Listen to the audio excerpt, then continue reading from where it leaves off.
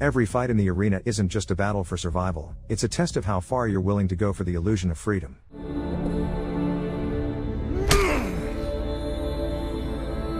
Bataan Peninsula, the Philippines, April 1942. A squadron of the Royal Air Force takes off from a nearby carrier to provide cover fire for local civilians and protect them from the advancing Japanese forces. However, during the mission, it becomes clear that the British had received false intelligence about enemy positions. The entire peninsula is already under Japanese control. Even worse, the Japanese are finishing construction of a new POW camp called the Death March. It's believed this camp will become the most horrifying and brutal place yet, a key step in Japan's plan to seize the last stronghold of Southeast Asia. As the squadron flies over the peninsula, their planes come under heavy enemy anti-aircraft fire. Most of the aircraft explode mid-air or crash to the ground. Squadron leader James Wright and his co-pilot manage to eject and land in a nearby river. Dragging his wounded comrade ashore, James is devastated to discover the co-pilot has died a hero's death. At dawn, a patrol of Japanese soldiers combs the jungle searching for bodies. Their attention is drawn to a freshly dug grave, clear evidence that someone survived. Soon after, the soldiers find a landmine and realize the survivor must be close, forcing them to move with extreme caution.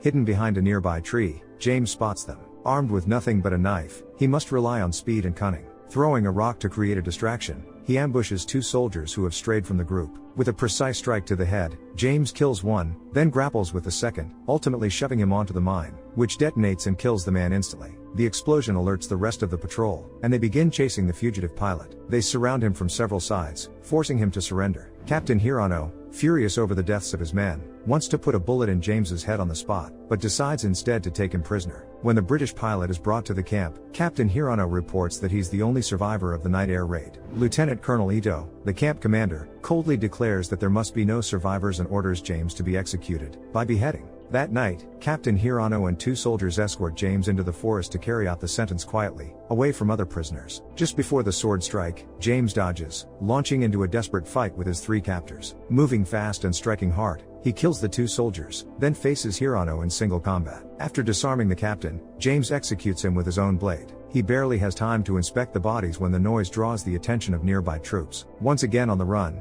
James escapes into an open clearing, where he spots a battered, engineless glider. Desperate, he tries to hide in the jungle, but stumbles into a crude net trap. Caught and helpless, James Wright becomes a prisoner once more. Captain Endo brings the British pilot to Lieutenant Colonel Ito, reporting that Hirano and several soldiers are dead. Realizing this new prisoner is not an ordinary captive, Ito orders a full search. Among the man's belongings, he finds a Royal Air Force dog tag and a special medal awarded for exceptional service to his country. That's when Ito understands, this isn't just another soldier, but a valuable and distinguished prisoner. Still, the only plan forming in his mind is execution, revenge for the death of Hirano. He swears to make sure that tomorrow will be the Briton's last day, and that he'll die in a pool of his own blood. Endo suggests executing the prisoner immediately, but Ito refuses. He considers that too merciful. He's already prepared something far worse for James. That evening, the British pilot is thrown into a hut with the other captives, Americans, Britons, and a few local soldiers. While explaining how his mission went wrong, James meets Sergeant Gabriel, Beard, Jonesy, and Captain Collins. They tell him about the underground fights organized by the camp officers, where prisoners are forced to battle each other for the guards' entertainment, and for the faint illusion of freedom. Most of these matches are fights to the death, with no right to surrender or retreat. Wasting no time, James suggests escaping, but the others don't share his optimism. As terrible as this place is, they say it's still better than the Death March camp on the other side of the peninsula. According to rumors, almost no one survives the transfer there, and for those who do, life becomes a final test before hell itself. At dawn, James prepares for what he believes will be his execution. Yet instead of plunging a sword into his chest, the guards untie his hands. It's Ito's idea, not an act of mercy, but a short delay before death. Lieutenant Colonel Ito gathers everyone for a public spectacle, a disciplinary fight between three soldiers caught stealing food from their comrades and Koji, the camp's most skilled martial artist. Known for his precision and strength, Koji can kill a man with just a few blows. The three soldiers attack one by one, then all at once, but it's hopeless. Koji dispatches them effortlessly, barely acknowledging their existence. After receiving a nod from Ito, he finishes them off swiftly and brutally. Then comes James's turn to step into the ring, whether he wants to or not. The fight will continue until one of them is dead. Instead of rushing in, James takes a defensive stance, watching closely. When Koji finally lunges, James meets him with a single, precise strike to the chest, stunning the entire audience. No one has ever seen Koji fall before. Without hesitation,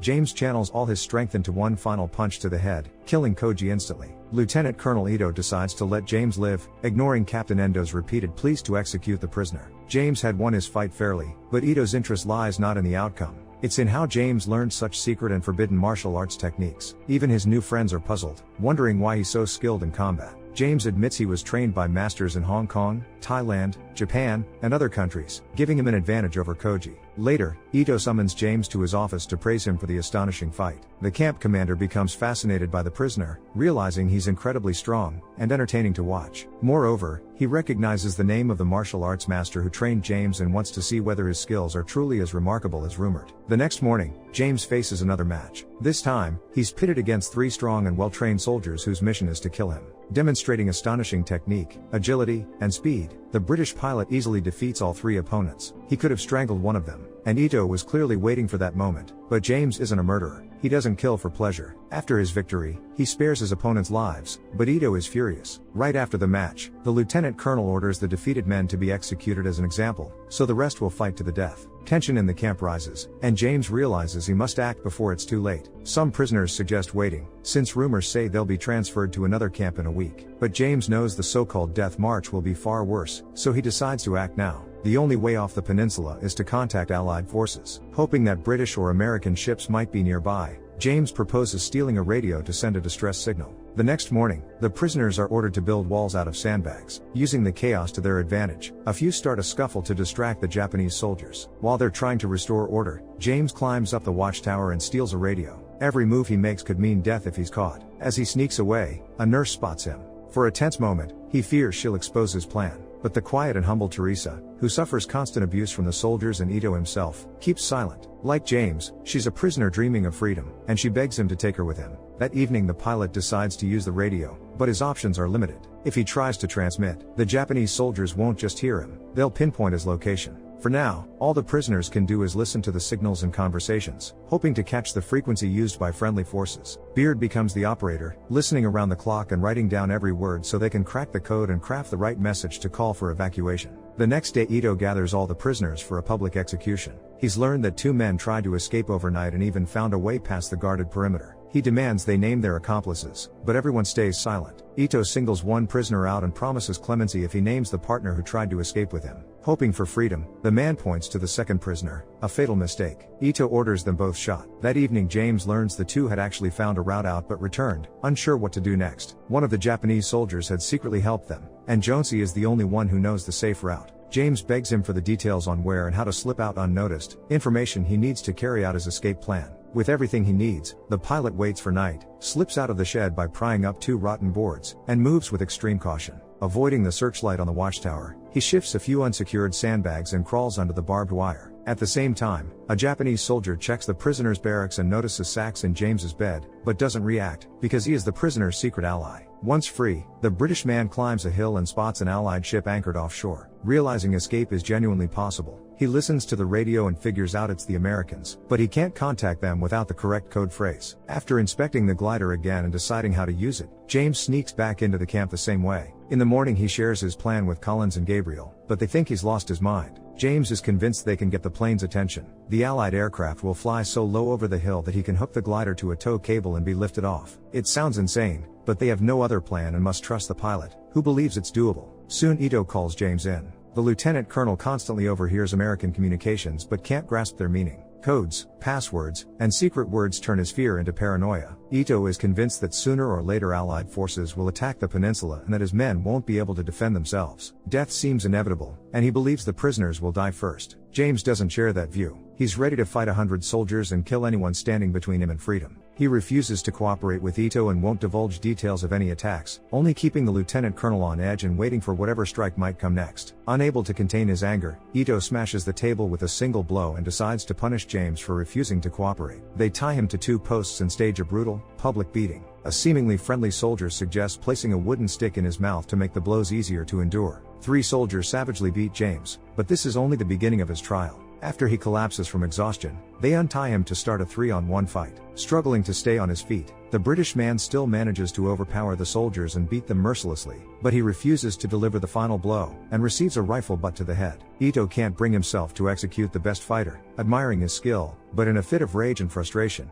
he shoots 6 random prisoners to vent his anger. A few days later, James regains consciousness in the medical block. He's extremely weak from the last fight, but Teresa cares for him tirelessly, helping him regain his strength. Realizing that she is also a prisoner, the British man promises to help her escape the peninsula and regain her freedom. That night, James wakes to the sound of loud gunfire and sees a sword at his throat. Ito wants to execute him but is fascinated by the prisoner's attempts to assert his freedom. The lieutenant stages public executions, killing anyone who doubts the strength of the Japanese army. But James has a special role to play, and if he fails, he will die too. Soon, James rejoins the other prisoners and realizes that time is running out. Ito is consumed by fear of the approaching attack and begins killing indiscriminately. Not wanting to add to the body count, Gabriel and James make a daring attempt to establish contact with an American warship. Moving stealthily through the camp at night, they come face to face with a soldier. James kills him with a single strike, but the noise is a risk. Fortunately, a friendly Japanese soldier comes to investigate, and instead of exposing them, he helps them leave the camp as quickly as possible. At the same time, Collins attempts to escape as well but kills a soldier too loudly. An alarm goes off, and the guards sweep the prisoner barracks searching for the escapees. Luckily, Collins, Gabriel, and James manage to return to their places, leaving it unclear who killed the 2 soldiers. The next morning, Ito somehow figures out that Collins was among the prisoners who tried to escape. He sets up the same trial that James faced a week earlier, a fight against 3 of his best soldiers for the right to survive. Trying to intervene, James claims that he was the real escapee, not Collins. Ito is ready to believe him and might even let Collins go, but only on one condition: the pilot must demonstrate a forbidden strike and kill a kneeling prisoner. James refuses to kill an innocent man and won't show the lethal move, enraging the camp commander. In the end, Ito orders the prisoner's execution and then begins Collins' fight against the 3 soldiers. Despite a serious leg injury and a dangerous situation, Collins refuses to give up, making himself an easy target. As the soldiers approach, he suddenly strikes one, plunging into a bone-crushing battle. Savage and aggressive like a wild beast, Collins sinks his teeth into the throat of one Japanese soldier. In the end, he defeats all 3 attackers and earns the right to live, which only fuels Ito's anger further. That evening, James takes a bold step, confronting Ito to challenge him. He openly provokes the lieutenant to fight, but the camp leader refuses, believing his position doesn't allow a one-on-one duel. Soon, Beard reports that he has identified the key word used in the cipher. That same night, Gabriel and James leave the camp again and make their way to the top of a hill. Using the key phrases they developed, they sent a secret message to the American forces. Even if the Japanese determine their location, it won't matter. They might assume the jungle is hiding rebels. The coded phrases are meaningless to the Japanese, but the Americans can understand that prisoners and their allies are in need of help. An hour later, Gabriel and James return to the prisoner barracks and find it completely empty. They've walked into a trap, soldiers surround them, and death seems like the only possible outcome. The next morning, tied up, Gabriel and James wake to the roar of planes overhead and the sound of bombs falling. The Americans have deciphered the signal and launched an attack on the camp. The soldiers fight back desperately against the circling planes, while Ito isolates himself in the command center, his paranoia now a harsh reality, leaving him unsure of how to act. Soon, Teresa and her friend Anna sneak in to free the prisoners and guide them to escape. To secure the tower and gain access to the radio, the nurses pretend to be victims, killing a Japanese soldier, after which several survivors make a hurried exit from the camp. James fires at the soldiers to prevent the execution of Beard, Jonesy, and the others. They join the fight and support the escape. Collins engages in combat with Captain Endo and even gains the upper hand, brutally beating him, but other Japanese soldiers shoot him down. James refuses to leave until he finishes what he came to do and heads to Ito's headquarters. They clash in a sword fight, and it seems that the British man is about to kill the camp leader when a second wave of bombing begins. Using the chaos, Gabriel orders everyone to drop everything and run before it's too late. Captain Endo aims at Gabriel and James from behind, trying to kill them, but Ito interferes with the shot. Out of respect for his opponent, he allows the prisoners to escape. Soon, the group finds a glider and prepares it for flight. At the last moment, Japanese soldiers begin to surround them, but American pilots clear a path with machine gun fire. Tragically, one of the dead is the friendly Japanese soldier who had been helping them all along. A minute later, a second plane hits the glider's tow cable, lifting it into the air and allowing the survivors to evacuate and leave the peninsula. Japan, 1950. James comes to a martial arts school to find Ito and finish what he started, killing his greatest enemy. Meeting Ben's hero, Ito's son, he learns that Ito died the previous year. James demands the return of the medallion stolen in 1942, but Ben's hero refuses to resolve the matter peacefully. He orders 8 students to attack James and kill him, but they are too weak against a true master and fail. Ben's hero decides to fight James one-on-one but suffers a crushing defeat. The British man could have used a deadly, forbidden strike, but he stops his fist just in front of the boy's face, sparing his life. In gratitude, Ben's hero returns the medallion, finally understanding why his father respected this man and granted him mercy. Is it possible to keep your soul when freedom comes at the cost of others' blood? Share your thoughts in the comments down below, smash that like button, and don't forget to subscribe. See you in the next video.